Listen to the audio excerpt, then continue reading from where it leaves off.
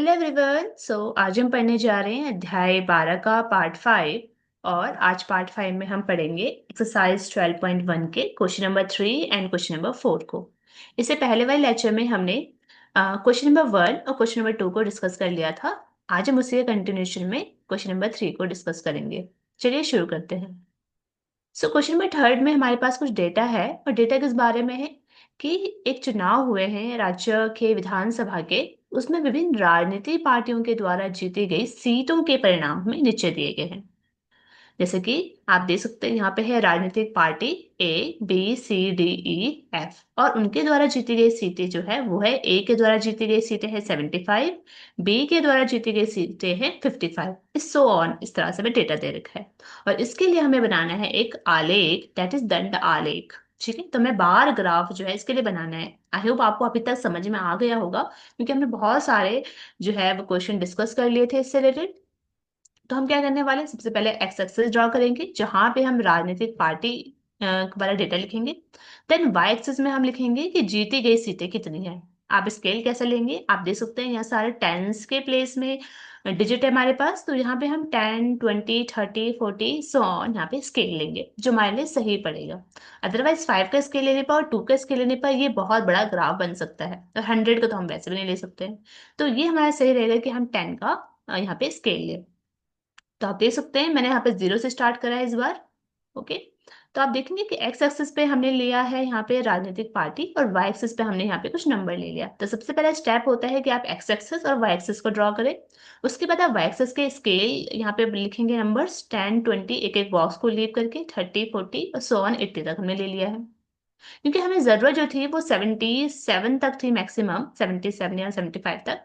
तो वहां से हम क्या करेंगे, थोड़ा आगे तक हम अपना नंबर लेते हैं। क्योंकि हम बार ग्राफ बना रहे हैं तो हर एक एक बॉक्स को लीव करते हुए हम यहाँ पे डायग्राम बनाएंगे। कैसे बनाने हैं, सबसे पहले हम देखें तो ए जो है, ए के द्वारा जो है 75 सीटें जीती गई है। तो आप देख सकते हैं कि आप जाएंगे ए की तरफ, तो आप देखेंगे 70 के आगे जस्ट आगे जो है वो 75 आता है इस तरह से। तो 75 मैंने यहाँ पे ड्रॉ कर दी लाइन, और यहाँ पे मैं इस तरह से यहाँ पे बना सकती हूँ। उसके बाद आप देखेंगे तो यहाँ पे बी के द्वारा 55 सीटें जीती गई है। तो 50 कहाँ पे है हमारे पास, 50 यहाँ पे है और 60 यहाँ पे है। तो इसके बिल्कुल मिड वाला जो पॉइंट हो जाएगा वो हो जाएगा 55 वाला। तो आप देख सकते हैं यहाँ पे मैंने ड्रॉ कर दी लाइन, दैट इज 55। इसी तरह से आप देखेंगे तो सी जो है वो है 37। तो 37 कहाँ पे आएगा, 30 के आगे आएगा और 40 के पीछे आएगा। तो आप देख सकते हैं 30 और 40 के जस्ट बीच में आएगा 35। उसके बाद आप ग्राफ में देखेंगे 35 के बाद 36, 37। तो कहीं यहाँ पे जाके हमारा 37 यहाँ पे आपको मिल जाएगा। 35 के बाद आप काउंट करेंगे एक लाइन छोड़ के 36 देन 37। तो यहाँ पे हमारा कुछ यहाँ पे 37 बन जाएगा। मैंने नीचे लिख दिया है यहाँ पे, ये ए का है, ये बी का है और ये सी का है। तो कुछ इस तरह से आपको ग्राफ पेपर में बनाने हैं। ओके, अब हम कुछ इन्फॉर्मेशन को इंटरप्रेट करेंगे इस ग्राफ को देखते हुए। आपको बताना है सबसे पहले कि किस राजनीतिक पार्टी ने अधिकतम सीटें जीती है। तो आप देख सकते हैं सबसे अधिकतम सीटें किसने जीती है, जिसका जो रेक्टेंगल है वो सबसे बड़ा होगा। आप देख सकते हैं क्लियरली कि सबसे बड़ा रेक्टेंगल जो है ये वाला है जो कि ए का है। तो आंसर इज ए। तो ए राजनीतिक पार्टी है जिसने सबसे अधिक सीटें जीती है, दैट इज 75। तो थर्ड वाला क्वेश्चन इतना ही था। अब हम बढ़ते हैं फोर्थ क्वेश्चन की तरफ। फोर्थ क्वेश्चन में बोला गया है कि एक पौधे की 40 पत्तियों की लंबाई 1 मिलीमीटर तक शुद्ध मापी गई है। प्राप्त आंकड़ों का निम्नलिखित सारणी दी गई है। यानी हमारे पास क्या है, एक लंबाई है, पत्तियों की लंबाई यहाँ पे नापी गई है मिलीमीटर में। यहाँ पे दे रखा है 118 से लेकर 126 मिलीमीटर। जो पत्ती है उनकी जो कितनी पत्तियों की लंबाई इस रेंज में है, तो वो 3 पत्तियों की लंबाई है। उसके बाद है 127 से लेकर 135 तक मिलीमीटर तक की जो लंबाई वाली पत्तियां हैं वो है 5। ठीक है, सो ऑन इस तरह का डेटा हमारे पास दे रखा है। और इसके लिए हमें बनाना है क्या, इसके लिए हमें बनाना है एक आयत चित्र या हिस्टोग्राम। तो इसलिए हमें इसमें हमें क्या बनाना है, एक आयत चित्र यहाँ पे ड्रॉ करना है। लेकिन अगर आप डेटा को एनालाइज करें ध्यान से, जो रेंज हमारे पास दे रखी है वो सतत नहीं है, वो कॉन्टिन्यूअस नहीं है। हमने देखा था आयत चित्र हम किसके लिए बनाते हैं, आयत चित्र हम तब बनाते हैं जब हमारे पास कॉन्टिन्यूअस रेंज दी होती है, यानी कि सतत वर्ग अंतराल दिया होता है। आप यहाँ पे वर्ग अंतराल को देखेंगे तो ये 118 से 126 है, दैन से जंप कर दिए 127 पे, जबकि यहाँ पे होना क्या चाहिए था, यहाँ पे होना चाहिए था 126, राइट। इसके बाद यहाँ पे 135 होना चाहिए था, लेकिन यहाँ पे 136 आ गया, यानी कि ये सतत नहीं है। सतत का मतलब होता है यहाँ 144 है तो यहाँ भी 144 होना चाहिए था, यहाँ 153 है तो यहाँ पे 153 होना चाहिए था, लेकिन ये सतत, ये कॉन्टिन्यूअस जो है क्लास इंटरवल नहीं है, तो इसलिए हम इसका डायरेक्ट हिस्टोग्राम नहीं बना सकते। तो आपको यहाँ पे हिस्टोग्राम बनाने से पहले इस जो वर्ग अंतराल है, क्लास इंटरवल है, इसको कॉन्टिन्यूअस बनाना पड़ेगा, यानी सतत बनाना पड़ेगा। तो फर्स्ट स्टेप हमारा क्या होगा, कॉन्टिन्यूअस बनाना पड़ेगा। अब हम कैसे करेंगे, लेट्स सी। तो यहाँ पे हमें एक और रो कॉलम यहाँ बनाना पड़ेगा। कॉलम बनाने, किसका कॉलम बनाएंगे यहाँ पे हम, एक सतत वर्ग अंतराल का कॉलम। अब वो हम कैसे बनाएंगे, उसको देखने के लिए आपको समझना पड़ेगा कि हम इसको कैसे बनाने वाले हैं। देखो, यहाँ पर 126 से हम 127 पर जो है जंप कर दिया हमने, तो अगर मैं देखूं तो यहाँ पे कितने का डिफरेंस आ रहा है, 1/2 का डिफरेंस। अगर हम इसको 1/2 से डिवाइड करें, आई मीन 1 का यहाँ पे डिफरेंस है तो हमने 1 लिखा ऊपर और नीचे हमने 2 से डिवाइड कर दिया, तो 1/2 कितना होता है, this is 0.5। What is this, this is 0.5। अब हम इस 0.5 पर क्या करने वाले हैं, 0.5 को यूज करते हुए हम इस क्लास इंटरवल को यहाँ पे कॉन्टिन्यूस बनाने वाले हैं। कैसे, देखिए, आपको सबसे पहले ये पता होना चाहिए, जो 118 होता है हमारे रेंज में, वर्ग अंतराल में, वो होता है निम्न सीमा, और यानी कि लोअर लिमिट, ओके। 126 जो होता है वो होता है हमारी अपर लिमिट, यानी उच्च सीमा। आई होप आपको समझ में आ रहा होगा, लोअर मतलब कम वाली और अपर मतलब ज्यादा वाली, निम्न यानी कि कम और उच्च यानी कि ज्यादा। ठीक है, अब हम क्या करने वाले हैं, यहाँ पर हम सतत वर्ग अंतराल को कैसे कैलकुलेट करेंगे। सबसे पहले आपको इस रेंज जो आपको दे रखी है, ये रेंज को हमें मॉडिफाई करना पड़ेगा। ओके, मॉडिफाई कैसे करेंगे, मॉडिफाई करने के लिए सबसे पहले आपको क्या करना पड़ेगा, जो आपको निम्न सीमा दे रखी है, that is 118 in the first case. तो निम्न सीमा में आप प्लस, निम्न सीमा जो हमारे पास दे रखी है उसमें हम माइनस कर देंगे 0.5 को, यानी कि 118 में आप 0.5 को माइनस कर देंगे। ठीक है, और जो उच्च सीमा है, ऊपरी सीमा है, उसमें आप प्लस कर देंगे 0.5 को। ओके, तो आपकी एक नई जो है यहाँ पे रेंज आपके पास आ जाएगी, और जो नई रेंज होगी, जब इस तरह से सारे रेंज के यहाँ पे निकाल देंगे तो हमारे पास वो कॉन्टिन्यूस आ जाएगी। कैसे, लेट्स सी। अब इस टेबल में देखें, यहाँ पे रो में सतत वर्ग अंतराल जो हम निकालेंगे कुछ इस तरह से निकालेंगे। सबसे पहले रेंज में अगर आपने 118 जो कि निम्न सीमा है, इसमें 0.5 को माइनस करेंगे तो हमारा आंसर आ जाएगा 117.5। और जो ऊपरी सीमा, जो हमारी ऊपरी सीमा है यहाँ पे 126, उसमें आप प्लस कर देंगे 0.5 को, तो आपका आंसर आ जाएगा 126.5। ओके, आपको समझ में आ रहा होगा। इसी तरह से हम सारी रेंज के लिए यहाँ पे निकालेंगे। ठीक है, उसके बाद आप देखेंगे सेकंड वाला 127 है, इसमें हम 0.5 को माइनस करेंगे तो आंसर आ जाएगा 126.5। एंड ऊपरी सीमा दैट इज 135, इसमें प्लस करेंगे 0.5 को, तो आंसर आ जाएगा 135.5। सो अब आप देखेंगे यहाँ पे हमारा जो वर्ग अंतराल है वो कॉन्टिन्यूस बन चुका है। 126.5 से यहाँ पे 126.5, यहाँ पे 135.5, तो यहाँ पे आप जंप नहीं कर रहा है वो, राइट। तो ये हमारा कॉन्टिन्यूस आ चुका है। अब हम इसके लिए ग्राफ बनाएंगे, कैसे, अगेन जैसे हम बनाते हैं।